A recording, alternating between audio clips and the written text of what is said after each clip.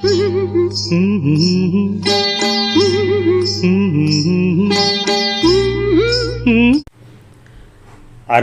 గంగ 13వ భాగం. రచన ఎద్దనపూడి సులోచన రాణి గారు. శరత్చంద్ర అప్పుడే కోర్టు నుంచి ఇంటికి వచ్చాడు. అతని ఆఫీస్ రూమ్లో సోఫాలో వెనక్కి ఆనుకుని కూర్చునున్న ప్రీతి కనిపించింది. ఆ ఒడిలో పుస్తకం ఉన్నా ఆ అమ్మాయి దాన్ని చదవటం లేదు. దీర్ఘాలోచనలో మునిగి ఉన్నట్టుగా ఏటో చూస్తూ ఆలోచిస్తోంది. గుడ్ ఈవినింగ్ అన్నాడు అతను. ప్రీతి ఉలిక్కిపడి ఇటు తిరిగింది. ఎదురుగా శరత్చంద్ర. ఎంతసేపు అయింది వచ్చి? నేను చూడనీలేదే అంది. ఇప్పుడే వస్తున్నాను. ఏమిటి విశేషం? చేతిలో కోటు కుర్రాడకిస్తూ అన్నాడు. నేను మీ దగ్గరికి ఆశ్రయం కోసం వచ్చాను. వాట్? బూట్లు విప్పుతున్న అతను ఒక్కసారిగా తలెత్తి చూశాడు. ప్రీతి సోఫాలోంచి లేచింది. అటు ఇటు తిరుగుతూ అంది. అవును, డాడీతో పోట్లాడి ఆ ఇంట్లో ఉండనని, మీకు నాకు సంబంధం లేదని చెప్పేసి వచ్చేసాను. నేను ఇక్కడికి వచ్చి మధ్యాహ్నం అయింది. సీనో, గ్లాస్తో మంచినీళ్ళు తీసుకునిరా అడిచాడు శరత్చంద్ర. థ్యాంక్స్, నాకు అవసరం లేదు. మీరు చెప్పిన వార్త వింటుంటే నోరు తడారిపోతోంది నవ్వుతూ అన్నాడు అతను. ప్రీతి చర్రమంటూ అతని వైపు తిరిగింది. మీ జోక్స్ కట్టి పెట్టండి, నేను చాలా సీరియస్గా చెప్తున్నాను అంది. నేను సీరియస్గానే అడుగుతున్నాను. డాడీతో మీకు అంత అభిప్రాయ భేదం కలిగించే సమస్య ఏమొచ్చింది? ఇంకేముంది, వసంత విషయమే. వసంత విషయమా? అతని కళ్ళల్లో రెప్పమాటుగా నిరాశ మేఘం తళుక్కుమని మెరిసి పారిపోయింది. సీను తెచ్చి అందించిన మంచినీళ్లు గడగడా తాగేశాడు. గ్లాసు సీనుకిస్తూ, ఇప్పుడు చెప్పండి, వసంత విషయం ఏమైంది? ప్రీతి అతనికి ఎదురుగా కుర్చీలో కూర్చుంది. డాడీ ఏం చేశారో తెలుసా అంది. మీ కోపం తెప్పించే పనేదో చేశారని తెలుస్తోంది. లేకపోతే ఇలా రారుగా మీరు కరెక్ట్గానే ఊహించారు. పినాకపాణి అంకులు వచ్చారు. అవును తెలుసు. ఆయన డాడీ కలిసి గంటలు గదిలో కూర్చొని నన్ను రానియకుండా చర్చించి ఏం చేశారో తెలుసా? ఏం చేశారు? వసంత అత్తవారింటికి వెళ్ళాలని నిర్ణయం చేశారు. అలాగానే అంత మెల్లగా పట్టనట్టుగా అంటారేంటి? మీకు ఇది వింటుంటే ఒళ్ళు మండిపోవటంలా? మీరు ఆవేశపడకండి అన్వయంగా అన్నాడు. లేవబోయిన ప్రీతి మళ్ళీ కూర్చుంది. వాళ్ళు అసలు ఒంటరిగా నన్ను ఆ ఛాయలకు రానియకుండా మెల్లగా మాట్లాడుకుంటూ ఉంటే నాకు అప్పుడే ఇలాంటిదేదో జరుగుతుందని అనుమానం వచ్చింది. మా డాడీ సంగతి నాకు బాగా తెలుసు. నా ఉద్దేశం, మన్నించేటట్టయితే నన్ను దగ్గర పెట్టుకుని నిర్ణయాలు చేస్తారు. అలా కాకుండా వ్యతిరేకంగా ఆలోచించాలంటే ఏదో పని మీద నన్ను అక్కడి నుంచి పంపించేస్తారు. ఇంతకీ పినాకపాణి గారు ఏమన్నారు? శరత్ అడిగాడు. ఆయన వెళ్ళి జగదాంబ గారితో కామేశ్వరరావుతో మాట్లాడొచ్చారు. వాళ్ళు వసంతకు ఉండటానికి ఒక ఇల్లు, వసంత పేరు మీద ఒక 50,000 ఇస్తే ఇక మా జోలికి రామనన్నారట. ఆ ఇంట్లో ఉంటూ ఆ డబ్బుతో వ్యాపారం చేసుకుంటారట. ఇది ఉభయులకు గౌరవప్రదంగా ఉండే రాజీ అట. వసంత తమ మీద ఏ చిన్న ఫిర్యాదు చేయకుండా చూసుకుంటారట. నేను నమ్మను అన్నాడు శరత్చంద్ర. నేను కూడా సరిగా అదే మాట అన్నాను. కానీ డాడీకి నమ్మకం. ఈ ఒక్కసారి ఇలా చూసి ఇందుకు భిన్నంగా వారు ప్రవర్తిస్తే అప్పుడు డైవర్స్ తీసుకోవచ్చట. శరత్చంద్ర ఆలోచనగా చూశాడు. అంటే వాళ్ళు మారతారేమోనని ఇంకొకసారి ఆశగా ప్రయత్నించడం అన్నమాట. అదే నాకు అస్సలు నచ్చలేదు. వసంతను అత్తవారింటికి పంపేటట్టయితే నేను అసలు ఆ ఇంట్లో ఉండను అని చెప్పేశాను. శరత్చంద్ర ప్రీతికి నచ్చజెప్తున్నట్టుగా అన్నాడు. ప్రీతి, మరొక్కసారి ప్రయత్నం చేయడంలో తప్పేం లేదు. కానీ వారు కోరిన డబ్బు ఇవ్వటం మాత్రం దండగే. డబ్బు లేకుండా ప్రయత్నం చేయొచ్చు కదా. అలా కుదరదట. వాళ్ళు ఈ షరతు మీద ఒప్పుకున్నారట. వీళ్ళు అంగీకరిస్తున్నారు. వీళ్ళకి పిచ్చి అని నా ఉద్దేశం. లేదులే ప్రీతి, పెద్దవాళ్ళు అనుభవంతో చెప్తారు. ఇందులో పినాకపాణి గారు అలా చెప్పారంటే తప్పకుండా ఏదో ఒడుపు ఉండి ఉంటుంది. వాళ్ళకి డబ్బు ఎర చూపి ఏ కాగితం రాయించుకోవటమో చేయొచ్చు. అవును, వసంతకి ఏమాత్రం కష్ట కలగనీయమని వారి చేత వ్రాయించుకుంటారట. ఈ భార్యాభర్తల తగాదాలు కూడా చిత్ర విచిత్రంగా ఉంటాయి. భార్యాభర్తలు పోట్లాడుకుని ఒకరి మొహాలు ఒకరు చూసుకోకుండా భీష్మించుకుని బోలెడంత డబ్బు లాయర్లకు పోసి కోర్టుల చుట్టూ తిరిగి విడాకులు సంపాదించి మళ్ళీ 6 నెలల్లో అదంతా మర్చిపోయి కలిసి కాపురం చేసి పిల్లలు కనేవాళ్ళని ఎంతోమందిని చూశాను. ఈ భార్యాభర్తల పోట్లాటలు నమ్మకూడదు. మొదట భార్యను చావగొట్టి తర్వాత ప్రేమగా చూసుకునే మగవాళ్ళు ఎంతోమంది ఉన్నారు. కొట్టడం వల్ల అయ్యో మనం తప్పు చేశామే అనే వ్యధ వీళ్లలో కలుగుతుంది. దాన్ని వదిలించుకోవడం కోసం మళ్ళీ భార్యలు నెత్తి మీద పెట్టుకుంటారు. వసంత కామేశ్వరరావు కలిసి కాపురం చేస్తే మామూలుగా అవ్వచ్చు అనటానికి సందేహమేం లేదు. మీరు కూడా అదే మాట అంటున్నారా? నీరసంగా అంది ప్రీతి, మీ నాన్నగారు అనుభవజ్ఞులు. ఆయన తొందరపడి నిర్ణయాలు తీసుకునే మనిషి కాదు. ఆయన అసలే వసంత పెళ్ళి ఇలా అయింది ఏమిటా అని కుంగిపోతున్నారు. దానికి తోడు నువ్వు ఇలా ఎదురు తిరిగితే ఇంకా బాధపడతారు. కానీ ఇంకొక ఛాన్స్ వసంత అత్తవారికి ఇవ్వడంలో నష్టమేం లేదు. నువ్వు ఇంటికి వెళ్ళు. నేనా? డాడీ అభిప్రాయం మార్చుకున్నానని ఫోన్ చేస్తే కానీ ఇంటికి రానని చెప్పాను అంది. తొందరపడ్డావు ప్రీతి. ఈ విషయంలో అనుభవజ్ఞులైన వారి నిర్ణయం పాటించడమే మంచిది అన్నాడు. ఇంతలో ఫోన్ మోగింది. శరత్ చంద్ర తీశాడు. నేను శరత్ను మాట్లాడుతున్నాను. ఏమిటి? ఎప్పుడు? డాక్టర్ వచ్చారా? హాస్పిటల్కి తీసుకెళ్తున్నారా? ప్రీతి ఇక్కడే ఉంది. ఏమిటి, ఏమైంది అంది ప్రీతి ఆదుర్దాగా. ఇప్పుడే వస్తున్నాం అని ఫోన్ పెట్టేసిన శరత్ ప్రీతి వైపు తిరిగి డాడీకి హార్ట్ అటాక్ అట, హాస్పిటల్కి తీసుకెళ్తున్నారట అన్నాడు. డాడీ? ప్రీతి మంచం మీద కూర్చుని అనునయంగా పిలిచింది. మహీధర్రావు గారు కళ్ళు తెరిచారు. ఆ ముఖం ఏదో శక్తితో పోరాడి అలసిపోయినట్టుగా నీరసంగా ఉంది. డాడీ ఎలా ఉంది? ప్రీతి ఎంత నిగ్రహించుందామని ప్రయత్నించినా కళ్ళల్లో నీళ్లు జలజలలాడాయి. ఆయన చేయి చాచారు. ప్రీతి చప్పున 2 చేతులతో ఆ చేతిని గట్టిగా పట్టుకుంది. డాడీ ఐఎమ్ సారీ అస్పష్టంగా అంది. ఆయన కళ్ళల్లో కూడా నీళ్లు ఒబికొచ్చాయి. నన్ను వదిలి వెళ్తానని ఎప్పుడూ అనకమ్మా అన్నారు. అనండి డాడీ, అన్నం. నేను మిమ్మల్ని చాలా బాధ పెట్టాను. ఇంకెప్పుడు అలాంటి పిచ్చి పనులు చేయను అంది ప్రీతి. నిన్న సాయంత్రం ఫోన్ రాగానే శరత్ చంద్ర ప్రీతి ఇంటికి పరిగెత్తుకొచ్చారు. అప్పటికే డాక్టర్ గారు ఆయనను కారులో హాస్పిటల్కి తీసుకెళ్తున్నారు. ప్రీతి గబాలన కారులో ఎక్కింది. తండ్రిని ఒడిలోకి తీసుకుంది. హాస్పిటల్లోకి తీసుకెళ్ళి ఆయనకి ఇంజెక్షన్స్ ఇచ్చి డాక్టర్లు పర్వాలేదు, తట్టుకున్నారు, మందులు పనిచేస్తున్నాయి అనేంతవరకు ప్రీతి చుట్టుపక్కల ఏం జరుగుతుందో గమనించని దానిలాగా అక్కడే బెంచి మీద కూర్చుండిపోయింది. ఒక్క నిమిషం ప్రీతికి చాలా భయం వేసింది. డాడీ మళ్ళీ కళ్ళు తెరుస్తారా, నేను తన దగ్గరకు వచ్చేసానని తెలుసుకునే అవకాశం వస్తుందా అనిపించింది. ఆయనకి స్పృహ బాగా తెలిసి కళ్ళు తెరిచి చూడటం ప్రీతికి ఇంతవరకు జీవితంలో ఏనాడు ఎరగనంత సంతోషంగా అద్భుతంగా అనిపించింది. వసంత పెళ్లి విషయం వ్యాపార సంబంధమైన ఒత్తిడి, దానికి తోడు ప్రీతి చేసిన హఠం ఆయన తట్టుకోలేకపోయారు. వాడి సంగతి నీకు తెలియందే ఉందమ్మా. లోపల స్వయం పాకం, మనలాగా నోరు విప్పి అరవడు. ఇంకా నయం కదూ, దేవుడు చల్లగా చూశాడు కాబట్టి సరిపోయింది. వసంత కాపురం విషయం గురించి నీకు పెళ్లి కాలేదని వాడు లోపల చాలా మదన పడుతున్నాడు. అన్నిటికన్నా ముఖ్యం మీ డాడీ నిశ్చింతగా ఉండాలి. అంటే నువ్వు పెళ్లి చేసుకోవాలి అన్నారు పినాకపాణి. చేసుకోవటానికి నాకేం అభ్యంతరం లేదు, కానీ ఎవరున్నారు అంకుల్ అంది. చూడమ్మా, మనిషిని పెళ్లి చేసుకోవటానికి 2 మార్గాలు ఉన్నాయి. ఒకటి తనంతట తాను చూసుకుని ఎన్నిక చేసుకున్న వ్యక్తిని భరించటం, రెండోది పెద్దలు చెప్పిన వ్యక్తికి అంగీకరించటం. నువ్వు మీ నాన్న మీద నమ్మకం ఇచ్చి ఆయనకు నచ్చిన వ్యక్తిని అంగీకరించడంలో తప్పేం లేదని నా ఉద్దేశం. ప్రీతి తలదించుకుంది, మాట్లాడలేదు. పినాకపాణి గారు అన్నారు, మీ డాడీకి శరత్ నచ్చాడు. నాకు బాగా తెలిసిన వ్యక్తి, తెలివిగలవాడు, మంచివాడు. ముఖ్యంగా తన తరపున ఎవరూ లేరు. అతనైతే మీ కుటుంబంలో బాగా కలిసిపోతాడు. నా అనే ఆత్మీయులు లేనివాడు కాబట్టి మీరు చూపే ఆపేక్ష అతనికి అన్నింటికన్నా ఎక్కువగా బంధిస్తుంది. ఒక్క డబ్బు మినహా అతనికి ఇంకేమీ లోటు లేదు. ఆ డబ్బు ఎలాగో అతను ఇంకో 2-3 ఏళ్లలో సంపాదించుకోగలడు. శరత్కు నచ్చితే. ఆయన అసంపూర్తిగా ఆగిపోయారు. ప్రీతి తలెత్తలేదు. పినాకపాణి గారు ఫోన్ రావడంతో అక్కడి నుంచి లేచి వెళ్ళిపోయారు. ప్రీతి చాలాసేపు అక్కడే కూర్చుండిపోయింది. అవును, శరత్చంద్ర గురించి అంకుల్ అన్న ప్రతి చిన్న మాట అక్షరాల నిజమే. అతనికి తమ కుటుంబంతో సరితూగే డబ్బు లేని మాట నిజమే. కానీ గౌరవం, ప్రతిభ, మంచితనం అన్నీ ఉన్నాయి. అన్నిటికంటే కేసులు తీసుకోవటంలో అతను చూపే సామర్థ్యం అనన్య సామాన్యమైంది.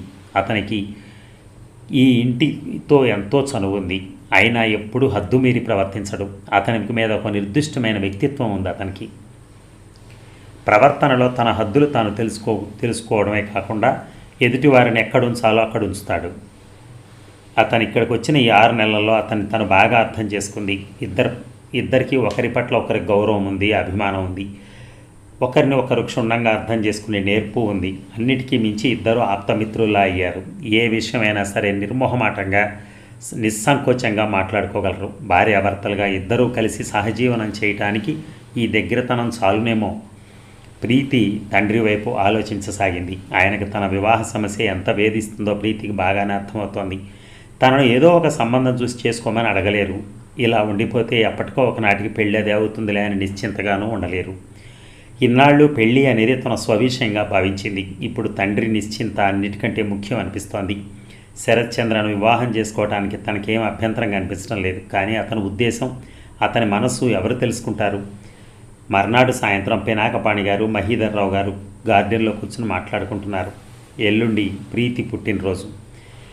ఈ ప్రతి సంవత్సరం ఘనంగా పార్టీ ఇవ్వటం అలవాటు. సంవత్సరం సుస్థిగా ఉంది కదా, వద్దని అంది ప్రీతి. కానీ మహీధర్రావు గారు ఊరుకోలేదు. మనం ఊరుకుంటామన్నా మన కింద పనిచేసేవారు ఊరుకోరమ్మా అన్నారు. ప్రీతి పుట్టినరోజు నాడు అందరికీ బోనస్లు ఇవ్వటం అలవాటు. అందువల్ల ప్రీతి కంటే వాళ్లే ఆ పుట్టినరోజు కోసం ఎక్కువగా ఎదురు చూస్తారు. మహీధర్రావు గారు వంటవారిని పిలిపించి పార్టీకి అవసరమైన తినుబండారాలు ఏమి చేయాలో చెప్తున్నారు. ప్రీతి ఆయనకు మందు ఇవ్వటానికి లోపలికి వస్తోంది. అక్కడ శరత్చంద్ర ఎదురయ్యాడు. ప్రీతి అతన్ని చూస్తోంది. శరత్చంద్ర ఇదివరకు స్నేహితుడిగా పరిచితమైన వ్యక్తిగానే కనిపించేవాడు. ఇప్పుడు అతనికి కాబోయే భర్తగా ఊహించుకుంటోంది. ప్రీతి చెంపలు ఎరిపెక్కాయి. అతను కూడా ఒక్క నిమిషం అలాగే నిలబడి ప్రీతిని చూస్తున్నాడు. హలో, అస్పష్టంగా అతని ప్రీతి అని అక్కడి నుంచి వెళ్ళబోయింది. ఆమె వెళ్ళిపోతుంటే అతను ప్రీతి అని పిలిచాడు. ప్రీతి ఆగి తిరిగి చూసింది. అతను ఒక అడుగు ముందుకొచ్చి జేబులోంచి కవర్ తీసి ప్రీతి చేతిలో పెట్టాడు. ఏమిటది? చదవండి, మీకే తెలుస్తుంది. అతని గొంతు చాలా తగ్గు స్థాయిలో ఉంది. అది చెప్పలేని భావాన్ని బిగబట్టినట్టుగా ఉంది. ప్రీతి కవర్ చించి లోపల కాగితాలు తీసింది. 4-5 కాగితాలు ఉన్నాయి. మొదట్లో ప్రీతి అని సంబోధన ఉంది. చివర శరత్చంద్ర అని సంతకం ఉంది. ఆమె తలెత్తి చూసింది. శరత్చంద్ర అక్కడ లేడు. అక్కడి నుంచి వెళ్ళిపోతూ దూరంగా కనిపించాడు.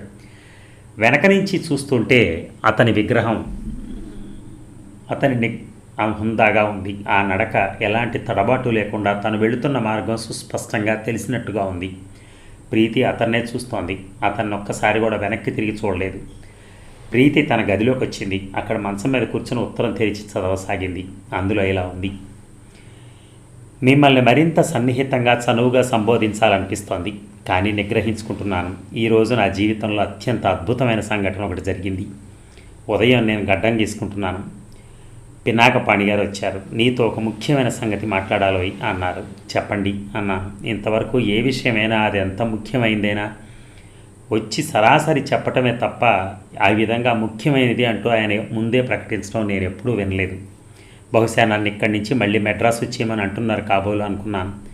ఆయన ఆ మాట అంటే నేను ఏం జవాబు చెప్పాలా అని నన్ను నేను సిద్ధం చేసుకుంటున్నాను. ఎందుకంటే నేను మళ్ళీ ఇక్కడి నుంచి మెడ్రాస్ వెళ్ళాలంటే అంత సుముఖంగా లేను. నేను ఇక్కడికి వచ్చిన వేళా విశేషం ఏమిటో కానీ ఇక్కడ నా కేసులు ఒకదాని వెంట ఒకటి ముఖ్యమైనవి, ప్రశస్తమైనవి వస్తున్నాయి. నాకు 4-5 కేసులతోనే డబ్బు పేరు కూడా వచ్చాయి. ప్రతి లాయరు ఈ వృత్తిలో గుర్తింపు తెచ్చుకోవడానికి కనీసం కొన్ని సంవత్సరాలు పడుతుంది. అదృష్టం కలిసి వస్తే ప్రాక్టీస్ పెట్టిన సంవత్సరంలోనే ముఖ్యమైన కేసులు తగిలి అవి గెలిస్తే పేరు డబ్బు తరుముకుంటూ వచ్చేస్తాయి. ఆ అదృష్టం నాకు ఇక్కడ లభించింది. బేగం సుస్రత్ కేసుతో నాకు చాలా పేరు వచ్చింది. డబ్బు సంగతి చెప్పనవసరం లేదు. ఆవిడ చాలా పరపతి గల వ్యక్తి కావడంతో వాళ్ళ బంధువులవే 4 కేసులు నా చేతుల్లో ఉన్నాయి. మెడ్రాస్లో నేను ఎంత పని చేసినా పినాకపాణి గారి కేసే అనేవారు. అక్కడ నాకంటూ వేరే ప్రత్యేకత లేదు. ఇక్కడ అలా కాదు. శరత్చంద్ర అంటున్నారు. నా పేరు గుర్తింపు వచ్చింది. ఆ స్వతంత్ర భావన ఎంత స్వర్గంగా ఉందో చెప్పలేను. నేను ఈ స్వర్గం వదులుకోలేను అనిపిస్తోంది.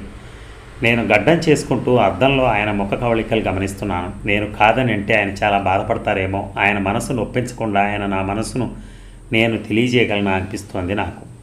శరత్ ఆయన పిలిచారు. నేను వెనక్కి తిరగకుండానే జాగ్రత్తగా శ్రద్ధగా తెగకుండా షేవ్ చేసుకుంటున్నట్టుగా అద్దంలో చూస్తూ అన్నాను. మహీధర్రావు గారు నీకు ఈ మాట చెప్పి నీ ఉద్దేశం తెలుసుకోమన్నారు. ఏమిటది? నువ్వు ఆయనకి నచ్చావట. ప్రీతిని నీకు ఇచ్చి వివాహం చేయాలని ఆయన అనుకుంటున్నారు. నీ ఉద్దేశం తెలుసుకోమని అన్నారు. నా చెయ్యి షేవ్ చేసుకోవటం ఆపేసింది. నేను అద్దంలోంచి రెప్పవాల్చడం మర్చిపోయినట్టు ఆయన చూస్తున్నాను. ఆయన అద్దంలోంచి నా వైపే చూస్తూ చెప్పారు. ఆయన నోటి వెంట ఆ మాట రావటం అనేది కేవలం నీ అదృష్టం అనిపిస్తోంది. ఆ అదృష్టాన్ని అందుకోవటం, అది దక్కించుకోవటం ఇక నీ చేతిలో ఉంది. ఆయనకి రేపు జవాబు చెప్పాలి నేను. నువ్వు ఆలోచించుకుని చెప్పు అన్నారు. నేను అలాగే చూస్తున్నాను. ఆయన తర్వాత కేసుల సంగతి మాట్లాడి ఒక కప్పు కాఫీ తాగి వెళ్ళిపోయారు. నేను షేవ్ చేసుకోవటం పూర్తి చేయబోయాను. నా చేయి వణకటంతో గడ్డం మీద చెంప మీద 2 చోట్ల తెగింది. ఎలాగో గడ్డం చేసుకోవడం పూర్తి చేసి స్నానం చేసి వచ్చాను. పినాకపాణి గారు వెళ్ళిపోయారు. ఆయన స్వభావం నాకు బాగా తెలుసు. విషయం ఎంత ముఖ్యమైతే అంత తక్కువగా దాని గురించి మాట్లాడతారు ఆయన. మహీధర్రావు గారు అన్నమాట సూటిగా నాకు చెప్పేసి ఆయన వెళ్ళిపోయారు. నాకు సలహా ఇవ్వలేదు, సూచనలు చేయలేదు. అలా చేస్తే బాగుంటుందని నాకు చెప్పనే లేదు. ఇది నీకు సంబంధించిన సంగతి, నువ్వే ఆలోచించుకో అన్నారు. ఆయన నోటి వెంట ఆ మాట రావడం అనేది కేవలం నీ అదృష్టం. ఆ అదృష్టాన్ని అందుకోవటం, అది దక్కించుకోవటం ఇక నీ చేతుల్లో ఉంది అన్నారు. అంటే ఆ బాధ్యత అంతా నాదే, ఇందులో కష్ట నిష్ఠూరాలు పూర్తిగా నావే. ఆయన ప్రమేయం, సలహా, సంప్రదింపులు ఏమీ లేవు. నేను స్నానం చేసి వచ్చి సోఫాలో కూర్చుండిపోయాను. నా మనసులో ఆనందం, భయం, ఉద్వేగం, విషాదం, సంకోచం, ఎన్నెన్నో సప్త సముద్రాలు పొంగి పొరులుతున్నాయి. మహీధర్రావు గారు అలా అడిగారంటే అది నా అదృష్టంగానే భావిస్తాను. కానీ ప్రీతి, ఇది ప్రీతి ఉద్దేశం కూడానా? ప్రీతిని వీళ్ళు సంప్రదించారా? ఆ అమ్మాయి మనసు తెలుసుకున్నారా? మళ్ళీ నా సందేహం నాకే నచ్చలేదు. రోజు భోజనంలో ఏ కూర చేయాలో కూడా కూతురుతో సంప్రదించే ఆయన జీవితానికి సంబంధించిన ఇంత పెద్ద విషయాన్ని అడగకుండా ఉంటారా? అడిగారా లేదా అని అనుమానపడటం నా తెలివి తక్కువ తనం. కానీ ప్రీతి ఏమంది? ప్రీతికి ఇష్టమైనా? ఈ సంగతి నాకు ఎలా తెలుస్తుంది? ప్రీతికి ఇష్టమైనా నాకు కొన్ని సందేహాలు ఉన్నాయి. అవి ప్రీతితో నేను ముఖాముఖి అడగాలి. అదంతా పెద్దవాళ్ళకి అర్థం కావటం లేదు. పినాకపాణి గారు, మహీధర్రావు గారు అడగడమే ఒక పెద్ద అదృష్టం అంటున్నారు. నిజమే కావచ్చు. కానీ పెళ్లి విషయంలో అదృష్టం అనేది డబ్బున్న అమ్మాయిని చేసుకోవటం ఒకటే కాదు. ఆ పెళ్ళి ఆనందంగా, అన్యోన్యంగా, విజయవంతం అయినప్పుడే అది అదృష్టం అవుతుంది. నా మనసులో భయాలు, సంకోచాలు ప్రీతికి ఎలా తెలుస్తాయి? వాటిని విని ప్రీతి సమాధానం చెప్పినప్పుడు అవి నాకు ధైర్యాన్ని, బలాన్ని ఇస్తే అప్పుడు నేను ఈ అదృష్టాన్ని దక్కించుకోగలుగుతాను. ప్రీతి, ఈ లోకంలో చాలామంది అదృష్టం అంటే ఐశ్వర్యం అని అర్థం చెప్తారు. నా దృష్టిలో అదృష్టం అంటే మనల్ని ప్రేమించే వ్యక్తి జీవితంలో తోడుగా దొరకటం. ఆ తోడు కొండంత అండగా మనిషికి బలమిస్తుంది. జీవితంలో ఎలాంటి మిట్టపల్లాలు ఎదురైనా ఆ బలంతో సునాయాసంగా ఎదుర్కోవచ్చు. ప్రీతి, ఎదుటివారి డబ్బు మనం పొందాలి, దాంతో సుఖంగా ఉండొచ్చు అని అనుకునేవారు అసమర్థులు, పిరికివారు. డబ్బును మనం సంపాదించుకోవచ్చు, కానీ ప్రేమను పంచి ఇచ్చే వ్యక్తి దొరకటం అనేది ఉందే, అది కేవలం అదృష్టం మీద ఆధారపడి ఉంటుంది. ప్రీతి, ఈ విషయంలో మిమ్మల్ని వీళ్ళు సంప్రదించారా? ఒకవేళ అయితే మీ ఉద్దేశం ఏమిటి? నేను మిమ్మల్ని సూటిగా అడగడానికి నిశ్చయించుకుని ఉత్తరం రాస్తున్నాను. నా సందేహాలకు మీరు మనస్ఫూర్తిగా జవాబులు ఇవ్వండి. ఆర్థికంగా మన ఇద్దరి మధ్య ఒక ఆఘాతం అంత వ్యత్యాసం ఉంది. దాన్ని మీరు ఏ విధంగా పూడ్చదలుచుకున్నారు? నేను పెళ్ళంటూ చేసుకుంటే ఆ అమ్మాయి డబ్బు కోసం ఇంకెవరి మీద ఆధారపడకూడదు. నా జీవితాన్ని పంచుకున్నట్టే నా ఆర్థిక స్థితి కూడా పంచుకోవాలి. ఇది నా నిర్ణయం. అలాంటి అవగాహన గల అమ్మాయినే నేను చేసుకుంటాను. ఈ విధంగా మీరు నా జీవితంలో ఎమ్మడగలనని అనుకుంటున్నారా? ఏ తికమకలు, ఏ ఎగుళ్ళు దిగుళ్ళు వచ్చినా మీరు భరించగలిగే ధైర్యం ఉందా? ఎందుకంటే ఏ వ్యక్తి అయినా పెళ్లి చేసుకునే ముందే తనకు ఎలాంటి పెళ్లి కావాలో క్షుణ్ణంగా తెలుసుకుని అలాంటి వివాహమే చేసుకోవాలి. పెళ్ళి పరిస్థితుల ప్రభావం అని కానీ, పెద్దవాళ్ళ పోరు పడలేక అని కానీ చేసుకున్నాము అనే వారిని నేను క్షమించలేను. ప్రేమ అనే భ్రమలో పడి ఆ ఊబిలోంచి బయటపడలేక సగం చచ్చిన బతుకుగా జీవితం వెళ్ళదీసే వారి కోవకు నేను చెందను. పెళ్ళి అంటే నా ఉద్దేశంలో స్త్రీ పురుషులిద్దరూ ఒకరినొకరు అర్థం చేసుకుని, ఒకరి బలహీనతలు మరొకరు భరించే సహనం కలిగి ఉండి, ఒకరిని ఒకరు ప్రాణంగా భావించుకునే సాన్నిహిత్యం, ఇష్టం కలిగి ఉండి జీవితాన్ని ఒక తియ్యటి కలగా మార్చుకోగలిగి ఉండాలి. భార్యాభర్తల్లో ఒకరి పట్ల ఒకరికి నమ్మకం, సదవగాహన, సహకారం ఉంటే ఈ తియ్యటి కళ తప్పకుండా అనుభవయోగ్యం అవుతుందని నా నమ్మకం.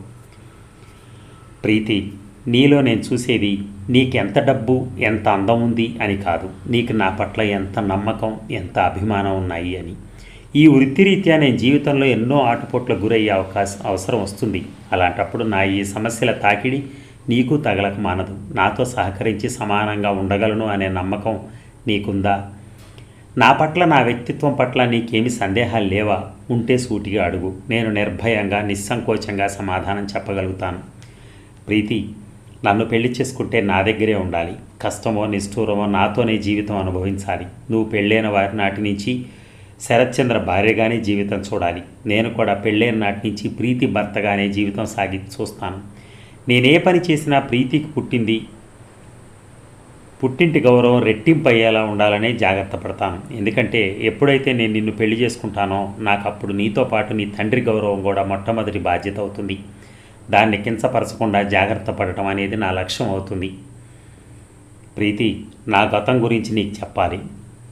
నేను నా అనేవారు ఎరగని దురదృష్టవంతుడిని. ఆ పంచన ఈ పంచన పెరిగి పెద్దయ్యాను. చిన్నప్పటి నుంచి ఎదుటివారి కోసమే నేను, నా కోసం ఎదుటివారు కాదు అనే భావనతో పెరిగాను. ఈ బీదరికంలో ఒక బాధ ఉంది, అది ఎవరికీ చెందకపోవటం. అందులో సుఖం కూడా ఉంది. అది మన మంచి చెడులు మనమే బాధ్యతగా వహించగల స్వతంత్ర ప్రతిపత్తి కలిగి ఉండటం. ఈ స్వతంత్రం గుర్తుకొస్తే మాత్రం నా పేదరికానికి నేను నమస్కరించాలనిపిస్తుంది. అది నన్ను చాలా బాధపెట్టిన మాట నిజమే, కానీ నా మనసుకు గట్టితనం నేర్పింది, నాకు క్రమశిక్షణ అలవరిచింది. అందుకే నేను ప్రతి మనిషి పేదరికంలోనే పుట్టి పెరిగి పెద్దయిన తర్వాత తన స్వయం కృషితో సుఖం సాధించుకోవాలని అంటాను. అప్పుడు కానీ జీవితం విలువ, సుఖం విలువ తెలిసి రాదు. నా జీవితంలో ఇంతవరకు అమ్మాయిలతో చనువు లేదు. నేను మొట్టమొదటిసారిగా ఓ యువతిని తాకటం ఎప్పుడంటే ఆ రోజున మహాబలిపురంలో నీళ్లలో కొట్టుకుపోతున్న నిన్ను పట్టుకుని దగ్గరికి లాక్కోవటం. నాకు అమ్మాయిలంటే బెదురు, మొహమాటం. నాతో పెళ్లి విషయం ఎత్తే ముందు పినాకపాణి గారు నీతో ఈ విషయం చెప్పుంటారనే ధైర్యంతో నేను నీకు ఈ ఉత్తరం రాస్తున్నాను. నేను మహీధర్ రావు గారికి నచ్చటం కాదు కావాల్సింది, నీ దృష్టిలో నాకే స్థానం ఉంది అది నాకు తెలియాలి. అందుకే సంకోచం లేకుండా ఈ ఉత్తరం నీకు రాస్తున్నాను. మన ఇద్దరి మధ్య మనసులో మాటని స్నేహితుల్లా చర్చించుకునే చనువు ఉందని నాకు తెలుసు. అందుకే నా మనసులో భావాలను ఇలా కాగితం మీద పరిచి నీకు చూపిస్తున్నాను. ధన్యవాదాలు. ఈరోజుకి ఈ భాగం సమాప్తం. మళ్ళీ రేపు కలుద్దాం. Thank you very much. మీకు కనుక మా ఛానల్ నచ్చినట్టయితే మా ఛానల్ని సబ్స్క్రైబ్ చేయండి, ఫాలో కండి. Thank you.